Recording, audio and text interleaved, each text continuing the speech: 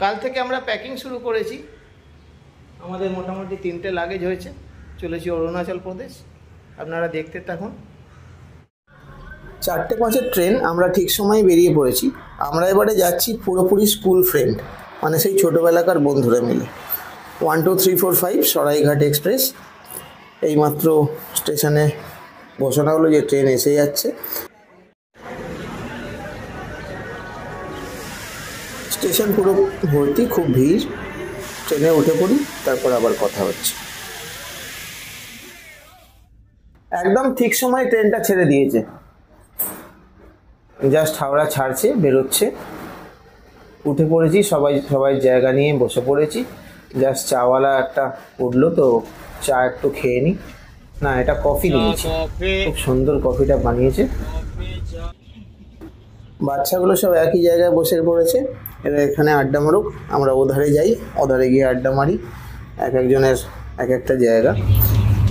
Sitting পজিশনগুলো are sleeping পজিশনগুলো খুব ভালো, পরিষ্কার পরিচ্ছন্ন। এখন ট্রেনটা রাতের দিকে বেশি ভিডিও করা হলো না। চলুন, পরের দিন সকাল হয়ে গেছে। পরের দিনের সকালবেলায় আমরা কি দেখতে পাই দেখি। সকালবেলায় উঠেই দেখি যে পাহাড়।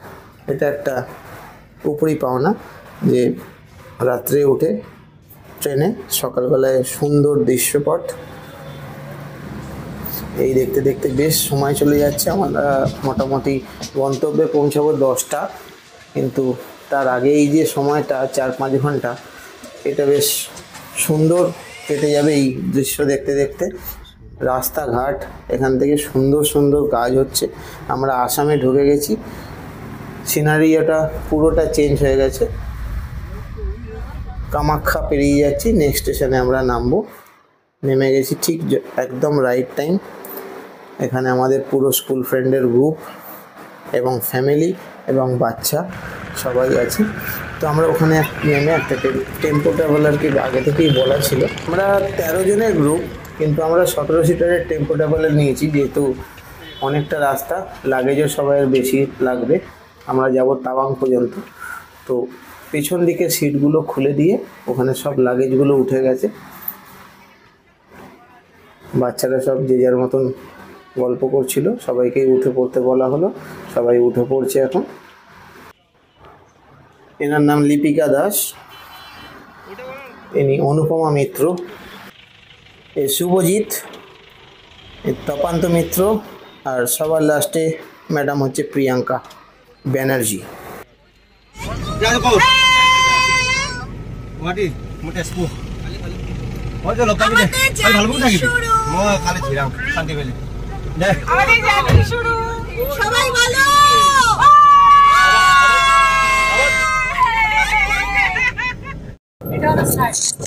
আমাদের ফার্স্ট ডে জার্নি স্টার্ট হয়ে গেল।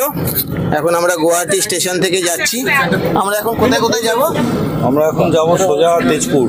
তেজপুরের পর আজকে তেজপুর তো আজকে নাইট স্টে, আজকে তেজপুর নাইট স্টে, তারপরে শান্তি,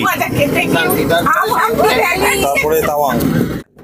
এখানে বলে রাখা ভালো, আমরা প্রথম দিনই তেজপুর চলে যাচ্ছি।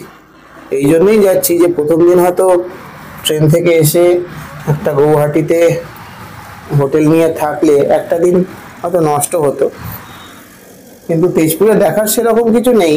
আমরা একটা হল্টের জন্যই মোটামুটি তেজপুরে পৌঁছাচ্ছি, তো কিছুটা এগিয়ে যাওয়া যাবে।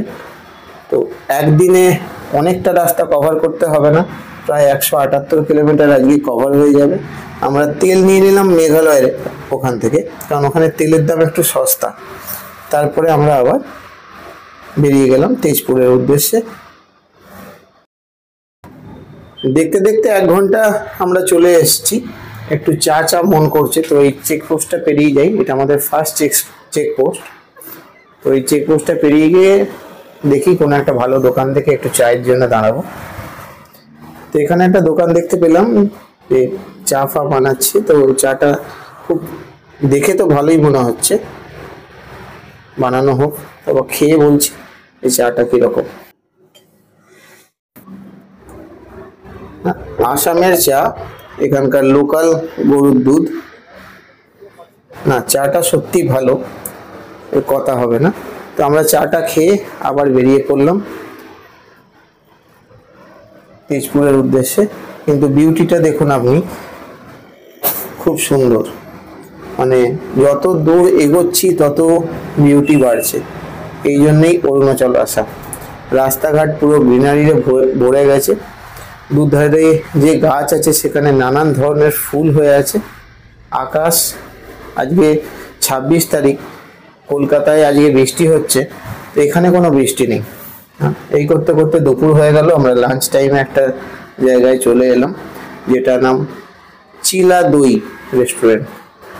এই জন্য নামটা বলছি, এর রিভিউ আলাদা করে দিতেই হয়।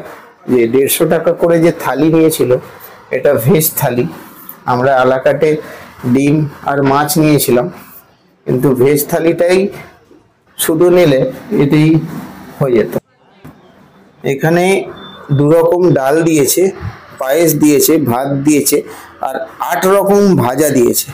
কোনটা আগে কোনটা পরে বোঝা যাচ্ছে না।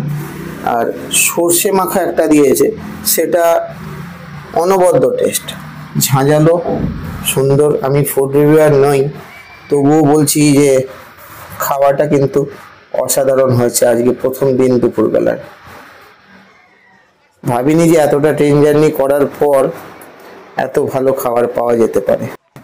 খাবারটা কি কি দিয়েছে যদি আমি একটু ক্লোজ আপে নিই, দেখুন প্রায় 8 রকম ভাজা এখানে দিয়েছে, তার সঙ্গে পাঁপড়, পায়েস, 2 রকম ডাল আছে।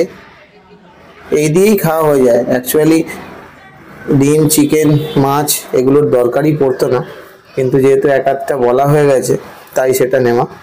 খাওয়া দাওয়াটা খুব ভালোই হলো লাঞ্চটা। তো লাঞ্চ করার পর আমরা একটা নদী পেলাম, যেটার নাম ব্রহ্মপুত্র। এটা অনেকটা বড়, অনেক চওড়া। এটা পেরোতে প্রায় 5 মিনিটের কাছে লেগেই গেল। আর রাস্তা এখানে বলতে হবে না, যে কেউ আমরা যারা আসছেন কলকাতা থেকেও আপনি বাই রোড শিলিগুড়ি এসে এই রাস্তা ধরতেই পারেন, চাপের কোনো ব্যাপার নেই। রাস্তা এখনো পর্যন্ত যতটা এসছি তেজপুরে, ততটা রাস্তা আমরা খুবই ভালো পেয়েছি। আগামী দিন কিরম রাস্তা পাই সেটা আমরা দেখব। আর আমরা হোটেলের খুব কাছেই চলে এসেছি।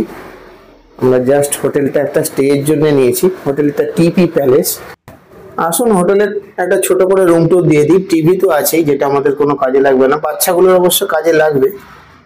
একটা বাথরুম আছে, বাথরুমেতে যা যা থাকার দরকার সব কিছুই আছে। আলাদা করে আর কি দেখাবো, বাথরুম সব কিছু আছে। কমপ্লিমেন্টারি আইটেম যেগুলো বাথরুমেতেও আছে, কিছু এদিকেতেও আছে, চা, কফি, জলের বোতল, ঠিকঠাক বিছানা, একটা ওয়ার্ডরোব বড় সাইজেরও আছে। আর সবার শেষে বলি যে খাওয়াটাও কিন্তু ভালোই ছিল।